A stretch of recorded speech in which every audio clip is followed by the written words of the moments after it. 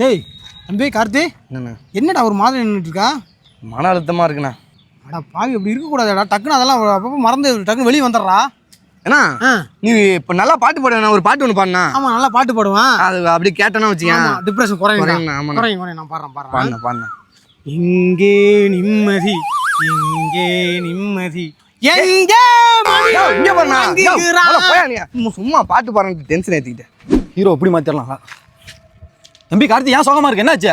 என்னண்ணா மைண்டு டிப்ரெஷனாக இருக்குண்ணா. இன்னும் சரியில்லைண்ணா. அண்ணா நீ நல்லா கதை சொல்லுவதாண்ணா. கதை திரை கதை வசனம் கோபாலண்ணா. அண்ணா தேங்க்ஸ்ரா. உன்னோட கதையில ஒரு நல்ல கதையா சொல்லலாம். என்னோட டிப்ரெஷன் குறைண்ணா. உன் டிப்ரெஷன் இப்போ குறைக்கணும் பாடுறா தம்பி. கதையை ஓபன் பண்ணா ஒரு பெரிய ஆலமரம். அங்க காதலர்கள் ஊஞ்சல் ஆடிட்டு இருக்காங்க. இல்ல, 2 பேர் தூக்கு மாட்டி தொங்குறாங்க. அங்கதான் டைட்டில் வைக்கிறான், ஆலமர சாவு. ஒரு பிளாஷ்பேக் இருக்கு தம்பி. அவங்க எப்படி சேர்ந்து சுத்தினாங்க, எப்படி லவ் பண்ணாங்க, சுத்திர போனாங்க. என்ன கதை சொல்லிட்டு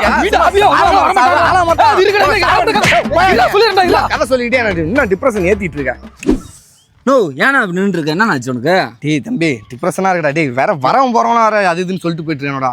கிரைண்டர்ல அரிசி போட்டா மாவு, அந்த அரிசியை தூக்கி வாயில போட்டா சாவு. எப்படி சூப்பரா இருக்குல்ல தம்பி?